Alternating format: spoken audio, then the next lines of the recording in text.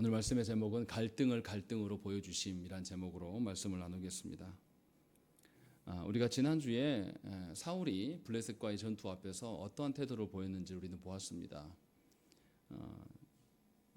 그 신접한 여인에게 가서 그 자신의 위기 상황을 모면하려고 하는 사울의 모습을 우리는 보았어요.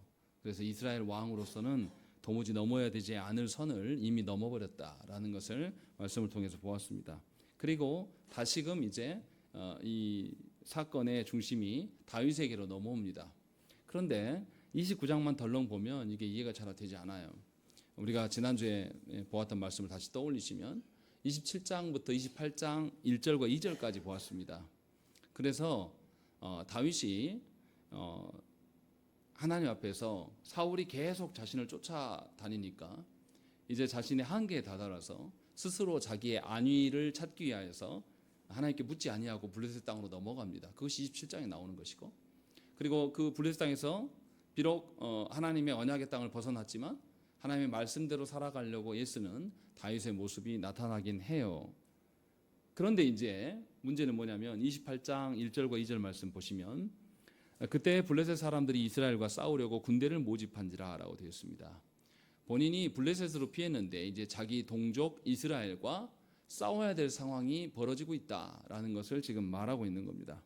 그러니까 이 다윗이 자신의 그 위험한 상황, 자신의 갈등의 상황, 사울과의 갈등의 상황을 해결하기 위해서 자신이 이방 땅으로 이렇게 넘어갔어요. 이것은 자기 결정인 것이죠. 근데 그 결정이 위기 가운데 서게 만들었다라는 것을 지금 보여주고 있는 것이 28장의 1절과 2절 말씀이고, 이것에 연계된 이야기가 29장과 연계되어 있다는 것입니다. 그러니까 27장과 29장은 함께 봐야 돼요. 왜 다윗이 이렇게 위기 상황에 놓이게 되었는가?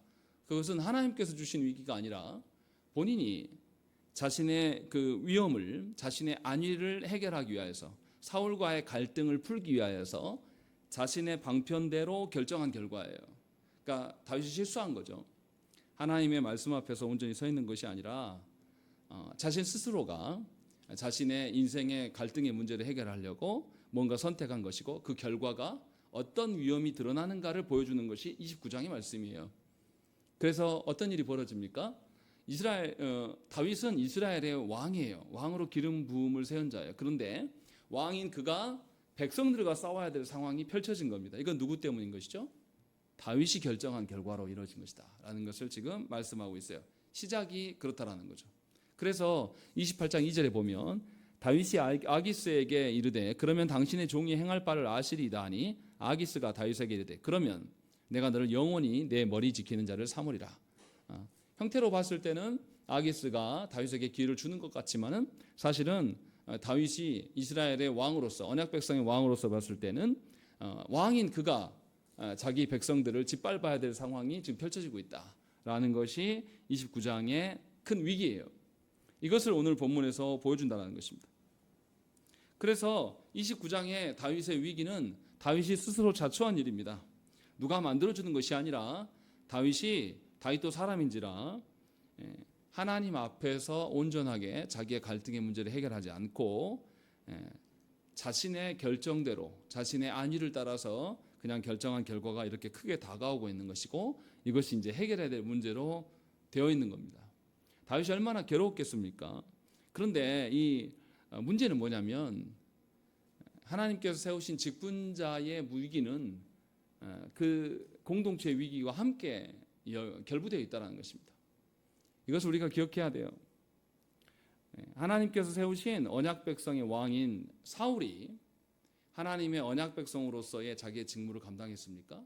아니에요. 그냥 자신의 욕망을 따라서 자기 스스로 자기의 안위를 지키려고 행동하다가 결국은 왕의 면모를 갖추지 못하게 되었고, 그 결과가 무엇입니까? 블레셋이 지금 이 이스라엘의 중간까지, 허리의 부분에 해당되는 데까지, 땅까지 밀고 올라왔어요. 그러니까 직분자가 하나님 앞에서 온전하게 서지 못해서 위기가 생기면 그 공동체 전체의 위기가 되는 것입니다. 그런데 더 악순환인 게 뭐냐면 다윗이 2대 왕이 돼야 될 사람인데 그 왕도 뭐 하냐면 스스로 이방 땅으로 넘어가서 있다가 이제 자기 동포하고 싸워야 될 상황이 펼쳐진 겁니다. 문제는 싸움 자체가 문제가 아니에요. 그 다음에 다윗이 언약 백성의 왕으로 쓰려고 해도 이스라엘 백성들 중에 만약에 그 전쟁이 실제로 벌어지고 다윗이 자기 동포와 싸웠다면 다윗이 왕이 되었을 때 이스라엘이 하나가 되겠습니까? 이스라엘은 자기들끼리도 하나가 안 되지만 문제는 뭐냐면 하나님 앞에서의 언약 백성의 정체성을 잃어버리는 것입니다. 그래서 다윗의 위기는 곧 이스라엘 전체의 위기일 수 있는 것입니다. 이것은 작은 이야기가 아니에요. 굉장히 큰 문제입니다. 같은 맥락으로 생각하면 여러분 가정 안에서 먼저 믿은 자들입니다. 먼저 믿은 여러분들이 하나님 앞에 온전하게 서지 않고 하나님의 주신 사명을 관점으로 여러분의 인생을 살피지 않고 여러분들의 인생의 안위, 여러분들이 생각했을 때 이렇게 살면 될 것이다라고 생각하는 그 안위대로 살아가면 그 위기가 가정 전체의 위기로 찾아온다는 것을 명심하셔야 한다는 것이죠. 그것을 지금 오늘 우리에게 말씀하고 있는 겁니다. 그러니까 굉장히 위태로운 상황인 거예요. 자칫 잘못하면 첫째 왕도 그랬고 첫 번째 왕도 그랬고 두 번째 왕까지 온전하게 하나님 언약 백성의 정체성을 유지하지 못하게 되면 이스라엘은 이제 망하는 길밖에 없는 것입니다. 그러한 위기 가운데 놓여 있는 거예요. 그래서 이것은 작은 이야기가 아니에요. 그런데 이것의 시초는 누구 때문이냐? 다윗 때문이다라고 지금 27장에서 이야기를 했던 것이죠.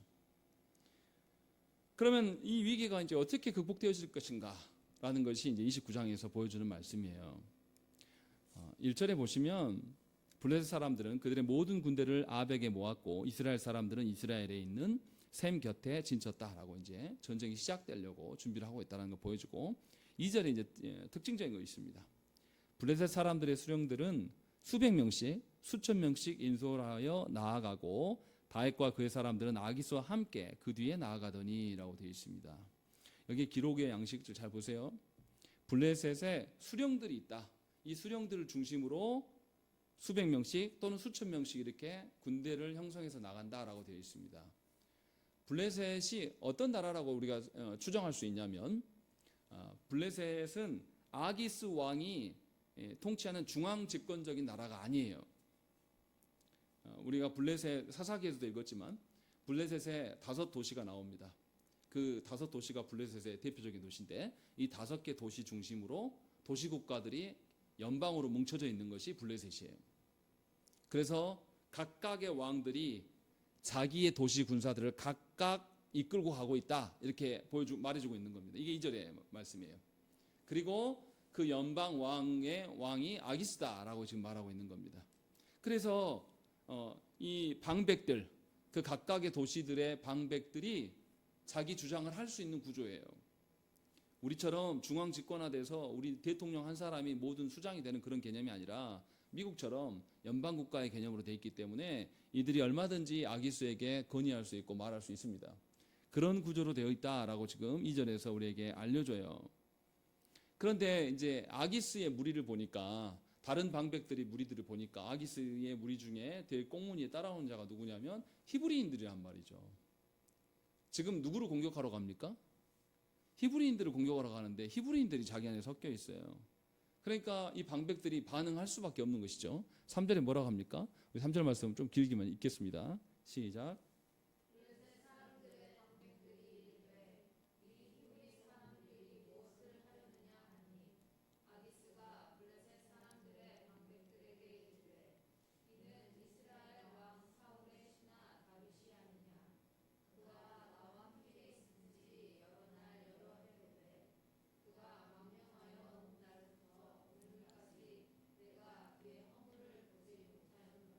예, 아기스에게 이제 물어요. 다른 방백들이 왜 당신과 히브리인이 함께 있냐라고 이렇게 물어봅니다.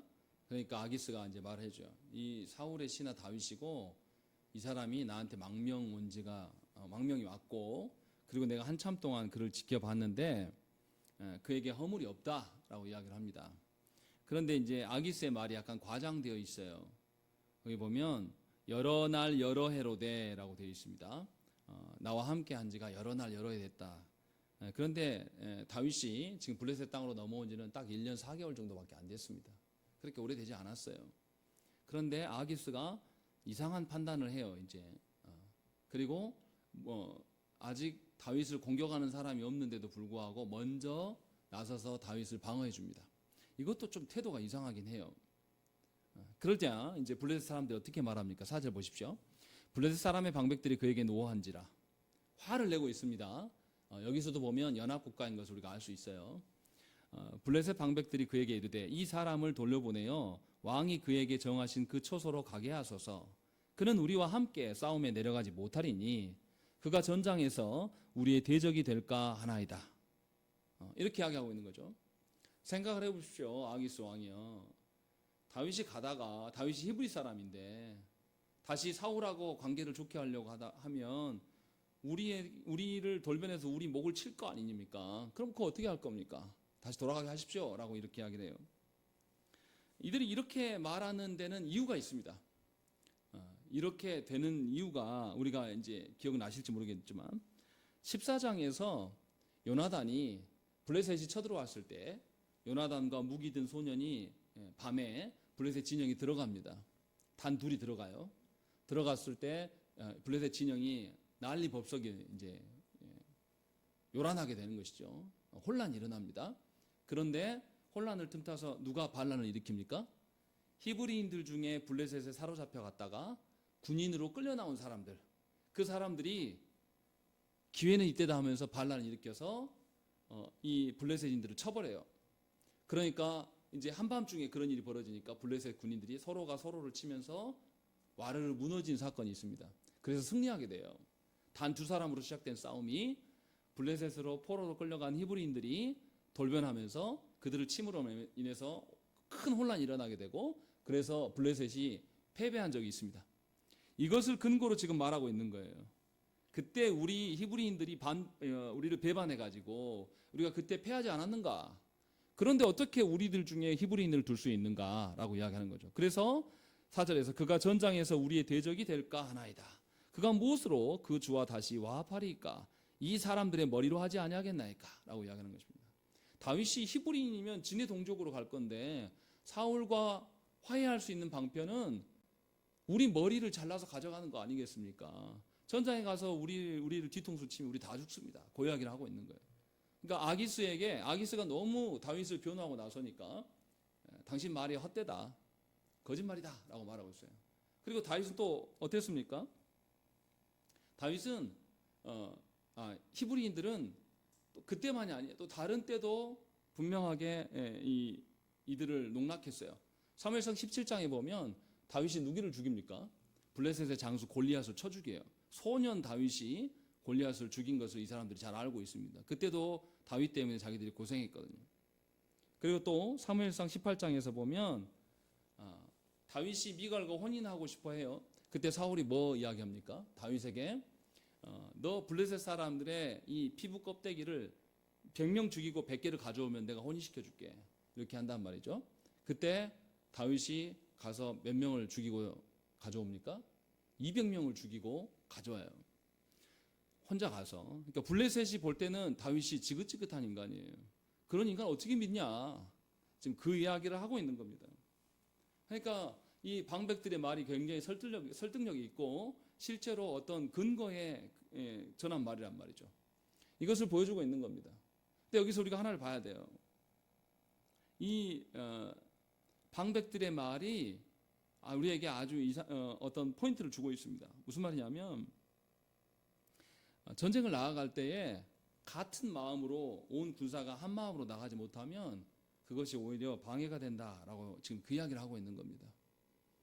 무슨 말이냐면 이스라엘이 언약 백성으로서 왕과 백성들이 한 마음으로 하나 되지 못하면 하나님의 나라를 이뤄갈 수 없음을 간접적으로 지금 말씀하고 있는 겁니다. 우리가 잘 아는 것처럼 사사기에서 기드온이 전쟁에 나가려고 할 때 기드온이 얼마나 믿음이 없습니까? 하나님이 나가서 이기겠다라고 하셔도 어떻게 합니까? 기드온이 손뭉치를 보면서 하나님을 2번이나 시험해요. 그렇게 나가니까 하나님 어떻게 하십니까? 기드온에게 모인 군사가 몇만 명이 모였어요. 그런데 하나님 어떻게 하십니까? 거기서 걷어내요. 정말 하나님의 사명을 갖고 싸우고자 하는 사람 말고는 계속 걸러냅니다. 그리고 몇 명만 남기십니까? 딱 300만 남기셔요. 무슨 말입니까? 하나님께서 주신 사명을 위하여서 한 마음으로 걸어갈 때에 공동체가 온전하게 서갈 수가 있어요. 이것을 지금 블레셋 군인들도 말하고 있습니다. 우리 중에 배신자가 소수만 있어도 우리는 감당할 수 없다. 이것이 얼마나 큰 짐이 되는가라는 것을 우리에게 말씀하고 있는 거죠. 다시 말하면 교회는 몇 명이서 이렇게 세워간다고 해서 세워지는 것이 아니에요. 교회는 하나님께서 주신 사명 앞에서 온 몸이 한 지체로서 각자의 역할을 온전히 이뤄갈 때에 교회가 교회다운 사명을 감당할 수가 있는 것입니다. 이것을 지금 보여주고 있는 것이죠. 안타깝게도 이 이야기를 누가 해야 됩니까? 이스라엘에서 나와야 될 이야기인데 지금 이스라엘의 왕은 사울이고 그렇지 못하고 있음을 보여주고 있는 것이죠. 하나님께서 우리를 교회로 부르심으로 성도로 살아가게 하셨습니다. 그런데 하나님 나라와 하나님 질서에 소망을 두지 않는 성도는 오히려 교회의 큰 짐과 사명의 장애물이 될 것입니다. 그래서 하나님께서는 그러한 자들을 제거하셔요. 그런 사람을 하나님 나라로 인정하지 않으신다는 것이죠. 그래서 기드온에게도 딱 300명만 남기고 하나님 다 제거하셨어요. 이 싸움이 누가 싸우는 것인가? 사람이 싸우는 것이 아니라 기드온에게 말씀하시죠. 하나님께서 이기게 하심을 너희가 모르니까 보여주기 위하여서 내가 다 제거한다. 300명만 남긴다라고 분명히 밝히신단 말이죠. 지금 블레셋이 요구하고 있는 거 그 이야기를 하고 있는 겁니다. 다윗이 이것을 들은 거죠. 간접 경험하고 있는 거예요. 그것이 지금 나타나는 현상입니다. 이렇게 분명하게 아기스 왕이 이상한 태도로 보이니까 방백들이 한 공동체가 어떻게 서야 될 것인지를 근거를 대고 아기스한테 다시 생각을 해보라고 요구합니다. 더 중요한 것은 뭐냐면, 더 확실한 것은 뭐냐면 5절의 말씀 보시면 그들이 춤추며 노래하며 이르되 사울이 죽인 자는 천천히요 다윗은 만만이로다 하던 그 다윗이 아닙니까? 라고 말하면서 이스라엘 백성들 가운데 다윗이 어떻게 불리워졌는가, 그가 얼마나 무서운 인간인가라는 것을 말하면서 지금 아기스를 설득하고 있어요. 그런데 이제 아기스가 설득이 되냐 이 말이죠. 묘하지 않습니까? 보세요. 블레셋의 모든 방백들은 한 마음으로 되어 있습니다. 누구만 따로 생각하고 있습니까? 아기스만 홀로 다르게 생각하고 있는 거죠. 이상한 상황이지 않습니까? 이 블레셋의 방백들이 제시하는 증거가 다 확실한 거잖아요. 그런데도 불구하고 아기스가 거기에 반응하지 않아요. 6절의 말씀 보세요. 아기스가 더 이상한 이야기를 합니다. 우리 6절 읽겠습니다. 시작.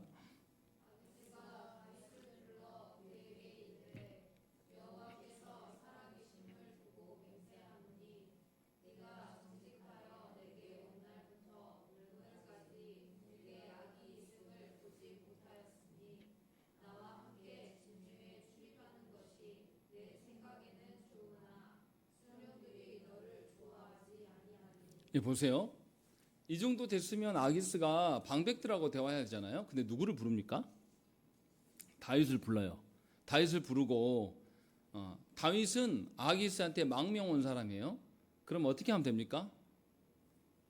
야, 방백들이 너무 싫어하니까 너 그냥 네 원래 시글락으로 돌아가. 이러면 끝나요. 그런데 구구절절 아기스가 이야기해요. 뭐라고까지 말하냐면 여호와께서 살아계심을 두고 맹세한다라고 이야기해요. 여호와는 아기스의 신입니까? 다윗의 신입니까? 다윗의 신 이야기를 한단 말이죠. 주군이 신하한테 쩔쩔매면서 상황을 설명해요. 나는 너 데리고 가고 싶은데 쟤들이 저러니까 내가 어쩔 수가 없는데 네가 좀 이해해 주면 안 되겠니? 이런 식으로 이야기한단 말이죠. 이게 뭔가 뉘앙스가 이상하지 않습니까? 왕이 그것도 자기 같은 민족의 신하도 아니고 적국에서 망명 온 신하에게 이렇게 쩔쩔매고 있는 모습이 이상해요. 그리고 하나님에 대한 이야기도 말하고 오늘까지 네게 악이 있음을 보지 못하였으니 나와 함께 진중에 출입하는 것이 내 생각에는 좋으나 라고 이야기하는 것이죠. 너에게 악이 없다라는 이야기를 구구절절 말하고 있는 것입니다. 아기스의 태도가 좀 이상하지 않습니까? 죽은다운 면모가 없어요. 왕다운 면모가 없고 도리어 다윗에게 설설 기어요. 그러면서 이해해달라는 요청을 한다는 거. 이게 어떻게 주군과 신하의 관계입니까? 이상한 관계가 지금 계속 펼쳐지고 있는 것이죠. 그리고 거기다가 뭐라고 말합니까? 7절의 말씀 보시면 그러므로 이제 너는 평안히 돌아가서 블레셋 사람들의 수령들에게 거슬러 보이게 하지 말라 하니라라고 되어 있습니다. 오히려 아기스가 나서서 다윗을 다 감싸돌고 있어요. 그뿐만이 아닙니다. 다윗을 변호하는 모습 보면 9절에도 보십시오. 아기스가 다윗에게 대답하여 이르되 네가 내 목전에 하나님의 전령같이 선한 것을 내가 하나라고 되어 있습니다. 너는 하나님의 전령이야 라는 이야기까지 해준단 말이죠. 하나님의 전령인지 아닌지 아기스가 어떻게 합니까? 그런데 아기스가 이상할 정도로 3절, 6절, 9절에서 계속해서 다윗은 허물이 없다, 악이 없다, 하나님의 전령과 같이 선한 자다라는 이야기를 막 계속 확인 사살해 준단 말이죠. 좀 이상하지 않습니까? 이게 일반적인 태도라고 보기는 어려워요. 분명하게 아기스가 다른 방백들과 갈등의 구조를 가질 필요가 없습니다. 이 다윗 하나는 있으나 마나예요.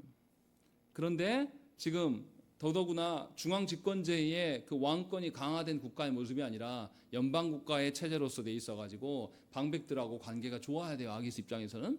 그런데도 불구하고 이 방백들에게 좋은 모습을 보이려고 하는 것이 아니라 아기스가 이상할 정도로 다윗에 대한 이야기를 하고 있고 하나님의 살아계심을 두고 맹세하고 있고 하나님의 전령에 대한 이야기를 언급하는 걸 볼 때에 아기스가 이러고 있는 것은 누가 일하심입니까? 하나님께서 일하심으로 볼 수밖에 없다는 것입니다. 이것이 지금 29장에서 갈등을 풀어나가는 방식이다라고 우리에게 말씀하고 있는 것이죠. 생각해 보기에는 갈등의 문제를 우리는 사람끼리 해결하는 것이라고 생각을 합니다. 대부분 다 사람들이 그렇게 해요. 심지어 목회자들도 교회 안에 갈등의 문제가 생기면 그것을 사람의 일로 생각하지 하나님의 일로 생각하는 사람은 거의 없습니다. 그래서 어떤 문제가 생깁니까? 사람들끼리 문제로만 생각해서 갈등의 골이 깊어지면 사람들과 싸우느라 하나님을 두려워하는 자가 없어요.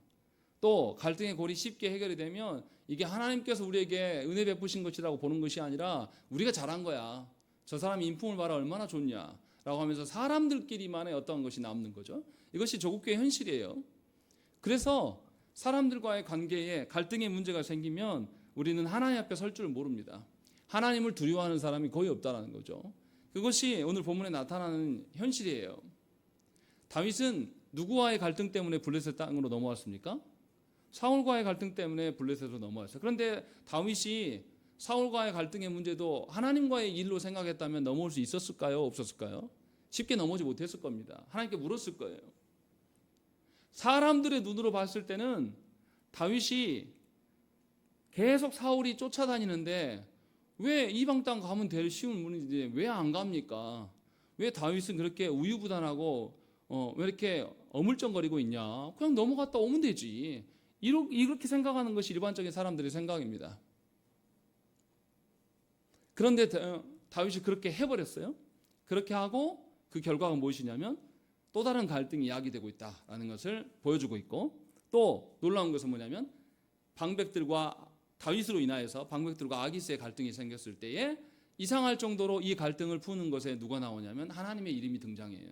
하나님의 살아계심과 하나님의 전령에 대한 이야기를 나오면서 이 문제가 누구의 문제다? 하나님의 문제이심을 우리에게 지금 말씀하고 있다는 것입니다. 이것을 잘 알아들으셔야 돼요. 생각을 해보십시오. 아기스가 혼자예요. 혼자 다윗을 지키려고 하고 나머지 방백들 또 수많은 군사들이 다윗의 이 무리들을 의심하고 있는 상황이에요. 근데 생각을 해보세요. 방백들 중에 하나가 저 다윗 내 친척 누구를 죽였어? 라고 말하면서 죽여! 말 한마디 했다든지 아니면 화살이라도 한번 쐈다 하면 어떻게 됐을까요? 다윗의 무리 600명은 그 자리에서 학살당했을 겁니다. 끝났을 거예요. 생각을 해보세요. 다윗이 왕의 사위가 되기 위해서 어떻게 했다고 그랬습니까? 블레셋 사람 200명을 가서 죽이고 포피를 떠왔어요. 그러면 그 200명 중에 피해자 중에 이 블레셋 군대에 친척이 없을까요? 또 골리앗을 쳐 죽였단 말이죠.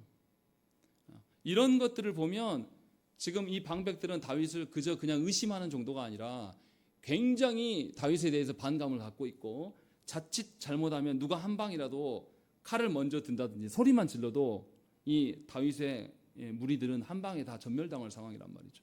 이런 상황에서 아기스가 나서고 있는 거예요. 이런 상황 속에서 하나님께서는 아기스의 입술을 들어서 놀랍게도 하나님의 살아계심을 말씀하시고 하나님의 전령이 되어야 될 것들을 지금 말씀하고 계신다는 것이죠. 그래서 다윗이 태도가 확 바뀝니다. 8절 말씀 한번 보시겠습니다. 8절 읽겠습니다. 시작.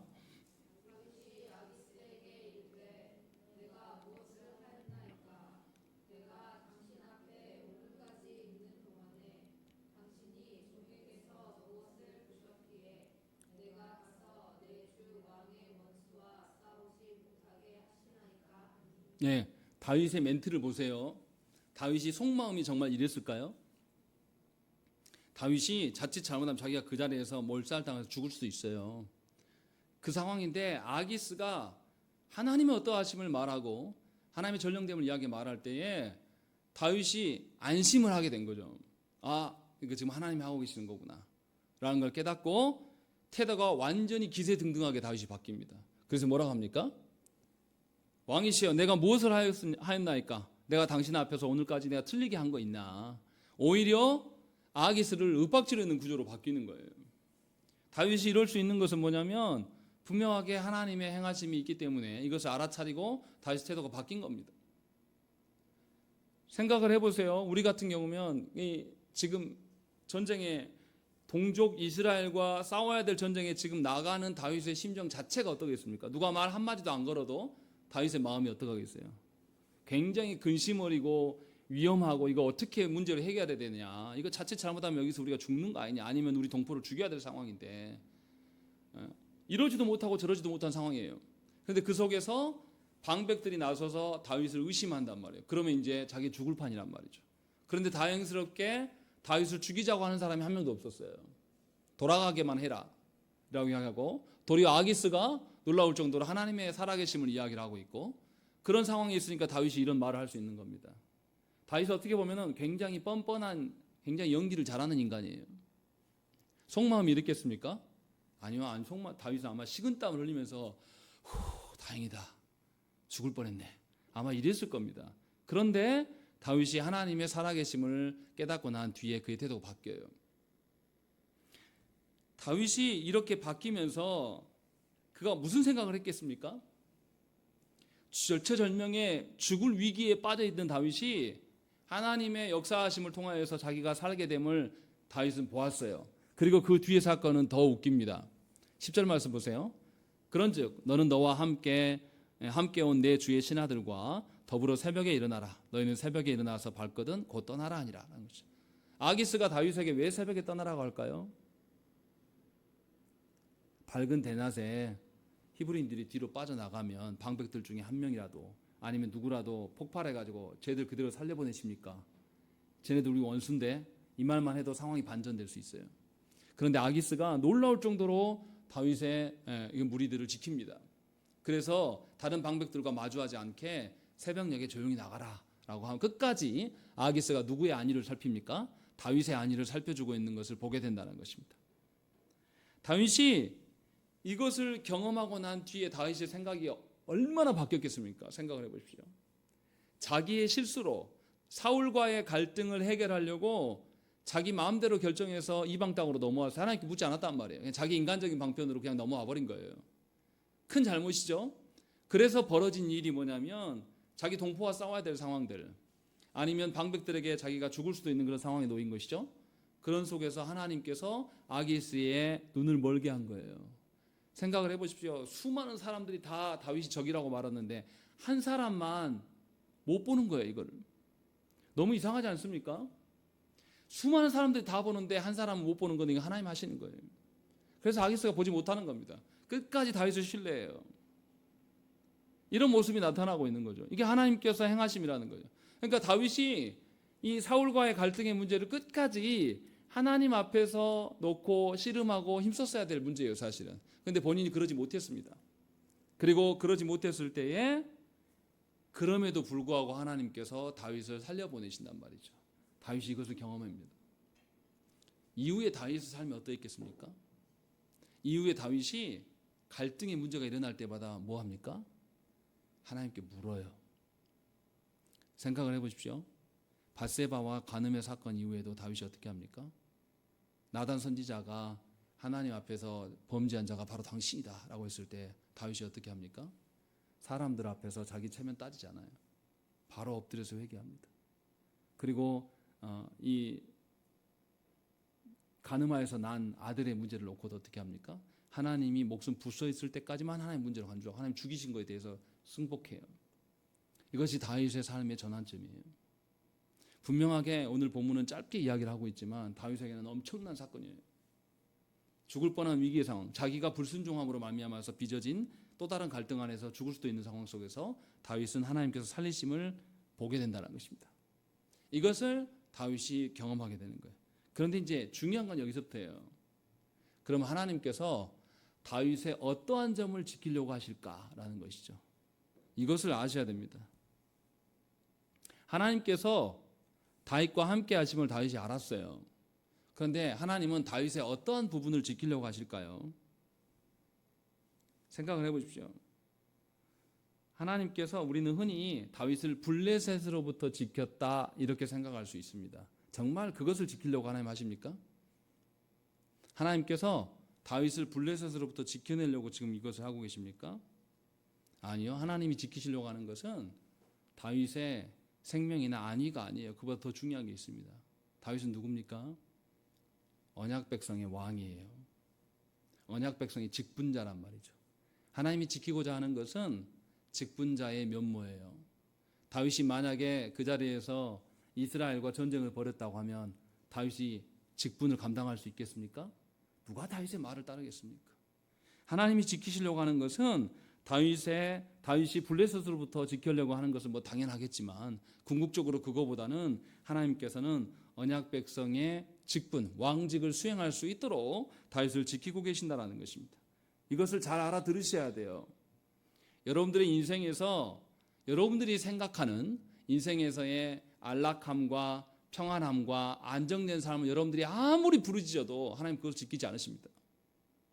여러분들이 하나님 나라의 백성으로서 하나님 나라 일꾼으로서 살아가려고 하는 그것을 하나님은 지키시려고 하는 거예요. 그런데 우리는 어리석어서 하나님 나라의 부르심에 대한 것은 관심은 없고 전부 다 육적인 이 나라의 문제로 인하여서 육적인 삶을 살아가면서 벌어지는 갈등의 문제만을 놓고 이것을 다 사람의 일로 치부합니다. 그래서 하나님께 묻는 자가 없는 거예요. 자녀의 문제도 하나님께 묻지 않고는 결코 그게 지속되지 않습니다. 세상의 모든 문제가 하나님 나라를 위하여서 하나님께서 다스려 가신단 말이죠. 그러면 우리는 하나님 나라의 백성으로 살아가려고 할 때에 하나님께서 그 하나님 나라의 백성의 직분과 사명을 지키시는 것이지 우리가 원하는 것을 지켜주신 하나님이 아니란 말이죠. 그것을 오늘 본문에서 우리는 봐야 돼요. 그리고 두 번째로 어떻습니까? 다윗이 만약에 이 이스라엘과 전쟁에 가담하게 된다면 다윗이 누구를 죽이는 일에 참가하게 되는 겁니까? 사울을 죽이는 일에 참가하게 되는 겁니다. 사울은 이스라엘의 일대 왕이에요. 사울을 따르는 무리들도 아직 이스라엘에 남아있단 말이죠. 근데 만약에 다윗이 사울의 죽이는 전쟁에 멀리서라도 참여했다라면 나중에 구설수가 잡힐 거예요. 그리고 이스라엘이 통일 왕국을 이뤄가는데 큰 장애가 될 것입니다. 하나님께서는 이것을 잘 아시고 분명하게 어떠한 형태로도 다윗이 사울의 죽음에 연관되지 않았다라는 것을 지켜내고 있다는 것입니다. 순전히 하나님 나라의 하나됨을 위하여서 하나님이 지켜내고 있음을 우리는 깨달아야 돼요. 그리고 더 중요한 게 있어요. 30장에 넘어가면 뭐가 나옵니까? 30장 1절 말씀을 한번 읽겠습니다. 시작.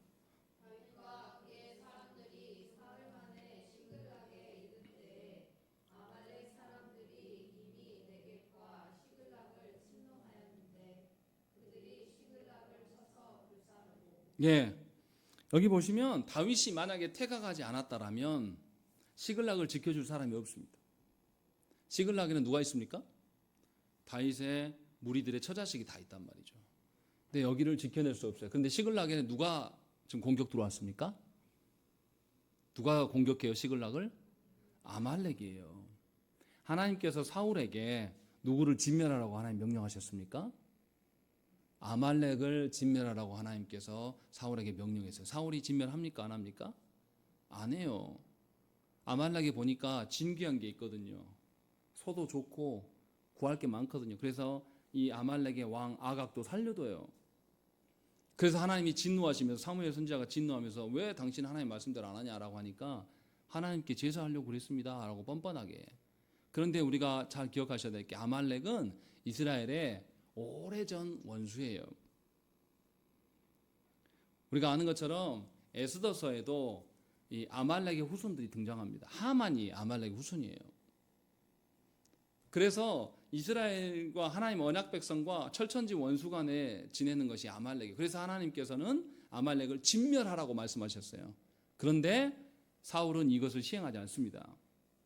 그래서 하나님께서는 다윗을 이 위기 가운데 뒤로 후퇴시키고 시글락을 지키게 하시고 또 아말렉을 진멸하는 데 하나님 사용하신단 말이죠. 이런 방식으로 하나님께서 일하고 계심 우리는 알 수가 있어요. 사람은 시간의 메인 존재여서 멀리 내다보지 못합니다. 우리의 시각이나 우리의 생각이라는 것은 당장 눈앞에 있는 일, 당장 앞에 있는 일밖에 보지 못하는 어리석은 자들이에요. 하나님은 온 우주 만물을 다 내다보면서 앞뒤, 상하, 원인 결과를 다 파악하면서 하나님이 일하신단 말이에요. 그러면 누구의 결정이 더 현명하고 지혜롭겠습니까? 누가 봐도 하나님의 결정이에요. 하나님께서 이렇게 하시기 위해서 다윗을 이 블레셋의 군대에서 내쫓는 거예요. 이것 지금 몇 가지로 하나님께서 다윗을 지키고 계신 우리가 볼 수 있다는 것입니다. 그런데 우리는 어떻게 생각합니까? 뭔가 우리 인생에서 내가 하고자 하는 일에 대해서 잘 일이 안 되고 내가 사람들로부터 외면당하고 멸시를 당하고 계속 변방으로 밀려나면 우리는 굉장히 고통스러워합니다. 왜 하나님 내가 밀려나야 됩니까? 왜 하나님 내가 원하는 게 저긴데 왜 하나님 저렇게 가게 안 하시고 자꾸 나를 사지로 내모으십니까? 왜 하나님 내가 주의 일을 하려고 하는데 돕는 자가 없습니까? 라는 이야기를 우리는 계속 이야기해요. 오히려 그러지 않습니까? 우리가 하나님께서 기회 주실 때에 하나님 말씀대로 살지 않고 있다가 우리가 편안하고 좋을 때에 놀랍게도 우리 가정 안에서 문제가 생겨요. 가정 안에 사람이 신앙을 살지 못하도록 난리법석을 떨면서 괴롭게 한단 말이죠. 그럴 때마다 생각을 해야 되는 거예요. 하나님께서 부르셨을 때 우리가 서지 않았음에 대해서 하나님께서 우리를 다시 찾고 부르시는 거라는 거죠. 다윗도 사울과의 갈등으로 인해서 자신의 어리석은 판단으로 인해서 블레셋에 와서 스스로 자초한 위기 가운데 떨어져요. 그런데 하나님께서는 그 속에서 다윗을 블레셋의 중앙에 두지 않고 변방으로 계속 내모시는 거죠. 자기의 기대와 다르게. 그런데 그 일이 결과적으로 하나님께서 그를 지키심이에요. 그것을 오늘 말씀에서 볼 수가 있다는 것입니다. 분명하게 우리는 인생의 갈등 가운데, 그 갈등으로 인한 위기 가운데 우리는 무엇을 해야 됩니까? 갈등을 피하고 해결하는 게 먼저입니까? 아니면 하나님 앞에서의 우리의 성도로서의 정체성을 확보하는 것이 먼저입니까? 분명하게 하나님의 부르신 성도로서의 여러분들의 정체성을 확보하셔야 돼요. 그렇지 않으면 여러분들은 계속해서 하나님의 다스리심과 상관없는 하나님의 다스림을 대적하는 자로 살아갈 거예요. 그것이 오늘 본문에서 보여주는 말씀이에요. 그래서 이사야서 26장 7절 말씀에 뭐라고 그러냐면 의인의 길은 정직하며 정직하신 주께서 의인의 첩경을 평탄하게 하시도다. 이렇게 말씀하고 있는 겁니다. 하나님 나라의 의를 위하여서 살아가는 자, 그 살아가는 자들을 하나님께서 평탄케 하시겠다라고 말씀하는 거예요. 그런데 하나님 나라의 의를 위해서 살지 않고 이 땅의 어떠함으로 이 땅의 안위로 살아가는 사람들, 그가 교회 안에 있다 할지라도 그렇게 살아가는 자에게는 하나님께서 그를 평탄케 하심이 없어요. 계속 갈등의 구조로 서게 될 겁니다. 죽을 때까지 갈등의 삶을 살아갈 거예요. 최소한 우리 안에 하나님에 대한 염두가 있다면 우리의 분냄과 우리의 갈등의 어떠함도 하나님 앞에서 멈출 수 있어야 돼요. 최소한 그게 작동이 돼야 정상 아니겠습니까? 제가 맨날 말씀드리잖아요. 군대 이야기 하잖아요. 군인들도요, 아무리 자기 부하하고 문제가 생겨도 자기보다 더 상급자가 오면 안 그런 척이라도 해요. 근데 저는 교회에서 그런 거 못 봤습니다. 다 필요 없어요. 자기 화나면요, 다른 사람들 뭐 직분자나 뭐 다 필요 없어요. 교회 안에서 온갖 소리가 다 나고 분란이라도 끝까지 갑니다. 하나님 안 무섭거든요. 하나님 두려워하지 않는 자가 사람 중에 누구를 무서워하겠습니까? 분명하게 이것을 경고하시는 말씀이에요. 분명하게 우리의 인생에서 갈등의 위기가 늘 찾아옵니다. 갈등의 위기가 결코 사람들 간의 관계, 그 갈등의 문제가 끝나는 것이 아니라 궁극적으로 그 갈등의 근원은 하나님이시라는 것을 여러분들이 아셔야 한다는 것이죠.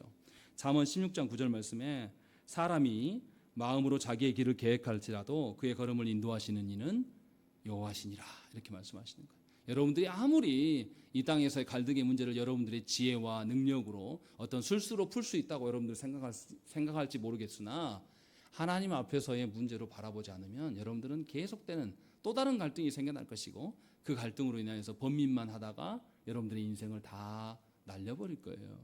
그것을 말씀하고 있는 겁니다. 생각을 해보십시오.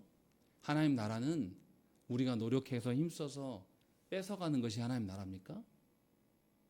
다윗이 그렇게 해서 지금 다윗의 왕직을 지금 보호받고 있습니까? 아니에요. 하나님 나라는 우리가 쟁취하는 게 아닙니다. 하나님 나라는 하나님께서 우리에게 주실 때만 가능한 것이. 그러니 하나님께서 우리에게 주시기를 소망해야 돼요. 분명하게 하나님 나라의 어떠함은 하나님의 선하신 뜻 안에 있는 겁니다. 우리 생각에, 우리 경험에, 여러분들의 능력에, 우리끼리의 갈등 문제 있지 않아요. 하나님의 선하신 말씀의 뜻 안에 있다는 것입니다. 사람은 시야가 매우 좁아서 하나님의 선하신 뜻을 볼 줄 몰라요. 언제나 자기 생각에 빠져 살아갑니다. 그리고 자기가 판단했을 때 이것이 사람의 문제를 해결하는 경우가 엄청 많아요. 근데 해결되지 않아요. 또 다른 문제가 생겨나는 것이죠. 오늘 본문의 말씀처럼 사울과의 갈등의 문제를 해결하러 왔는데 이것이 더 커져가지고 이스라엘 전체의 문제가 되어버린 것이잖아요. 다행스러운 건 뭐냐면 하나님께서 다윗을 지키셨기 때문에 그나마 문제없이 해결되고는 있으나 이게 하나님의 은혜죠. 그러나 다윗은 이 사건을 통해서 깨달았을 거예요. 그러나 사울은 어떻게 했습니까? 블레셋의 군대 앞에서 사울이 두려웠어요. 그래서 28장에서 사울이 누구를 찾아갑니까? 엔돌의 신접한 여인을 찾아가요. 그래서 누구를 불러내요? 사무엘 영을. 그 사무엘이 아니죠. 귀신이죠. 귀신의 말을 듣고 나서 하나님이 그토록 말할 때는 안 듣고 있다가 사울이 누구 말을 듣고 좌절합니까? 귀신이 하는 말 듣고 좌절해요. 이게 하나님의 사람입니까? 사울은 넘지 말아야 될 선을 이미 넘어버렸어요. 갈등의 문제를 자신의 힘으로 풀려고 했던 사람이에요. 그러나 분명하게 하나님께서 다윗을 지키심으로 다윗은 살고 있음을 보여요. 다윗이 뭔가 탁월해서 하나님 하시는 게 아니에요. 하나님께서 그에게 은혜를 베푸시는 거죠. 그래서 사명을 완수하실 때까지 하나님이 지켜내시는 것이죠. 분명하게 우리는 기억해야 돼요. 다윗이 자기 동포 이스라엘과 싸우게 될 때, 또 그들과 싸우지 않으면 자기가 이곳에서 배신자로 낙인 찍혀서 죽어야 될 상황, 이 진퇴양난의 순간에서 하나님 앞에 엄청나게 회개했을 거예요. 두려워하면서 내가 블레셋에 넘어오는 것이 내 스스로 나를 옥죄이는 사건이었구나 라는 것을 깨달았을 것이고, 놀랍게도 하나님이 아기스의 눈을 멀게 하시고 아기스의 생각을 멈추게 하셔서 하나님의 어떠하심을 계속 드러내심으로 다윗은 안도감을 찾았을 것입니다. 그 이후로 다윗은 이제 갈등의 문제가 있을 때마다 하나님을 찾고 구하는 자로 변화됩니다. 고린도전서 10장 13절 말씀에 사람이 감당할 시험 밖에는 너희가 당할 것이 없나니 오직 하나님은 미쁘사 너희가 감당하지 못할 시험 당함을 허락하지 아니하시고 시험 당할 즈음에 또한 피할 길을 내사 너희로 능히 감당하게 하시느니라, 이렇게 말씀하고 있는 것입니다. 시험 받고 있다고 말하지 마세요. 교만한 겁니다. 하나님이 주신 시험이면 하나님께서 해결하실 거예요. 그러니 하나님께 물으십시오. 갈등의 문제로 인해서 고민하지 마시고 정작 우리가 그 갈등의 문제를 하나님 앞에서의 문제로 발견하고 있는지를 점검하시라는 것이죠. 그렇지 않으면 우리는 하나님 앞에 설 수 없는 자들이에요. 분명히 하나님은 갈등으로 또 다른 갈등을 보여주십니다. 궁극적으로 하나님 앞에 돌아오지 않는 자는 계속되는 갈등 속에 살아갈 것입니다. 여러분 가정을 잘 돌아보십시오. 하나의 갈등이 넘겨지면 또 다른 갈등이 또 생겨요. 그러나 그 갈등의 문제로 하나님께서 우리를 부르심을 아신다면 하나님 앞에 서게 되면 갈등의 양상이 달라질 것입니다. 갈등 속에서 더 하나님 앞에서 성숙함이 있게 될 것이고, 하나님 앞에서 돌아오는 자는 그 갈등의 정도가 약해지고 우리도 더 요동하지 않게 될 것이라는 것이죠. 분명하게 이 사건으로 다윗은 엄청난 변화를 경험하게 되고 또 이제 우리가 앞에서 뒤에서 보겠지만 30장에서는 시글락을 구원하고 아말렉을 진멸하는 다윗의 모습이 나타나요. 그리고 사울의 문제는 하나님께서 해결하십니다. 다윗의 손을 하나도 필요도 하지 않아요. 그리고 하나님께서 모든 것을 이루어가시는 것을 보게 됩니다. 바라기는 여러분들의 인생도 하나님 앞에서 해결되기를 바랍니다. 그 하나님께서 여러분들의 인생에 관여하시고 하나님께서 인도하신 것은 이미 시작됐어요. 한 번 관여하셨기 때문에 끝까지 우리와 함께 하실 겁니다. 그러니 진정으로 여러분들의 소원과 낙이 이 땅이 아니라 하나님께 있기를 필요해야 됩니다.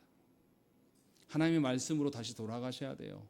사람의 생각으로는 이렇게 하면 될 것 같지만 그렇게 해결될 문제가 아니라는 것이죠. 분명하게 하나님의 부르심에 여러분들의 인생에서 갈등이 생겨나는 모든 것이 하나님께서 부르시는 일임을 깨닫고 수긍하고 인정하는 그런 인생 되시기를 간절히 축원합니다. 함께 기도하겠습니다.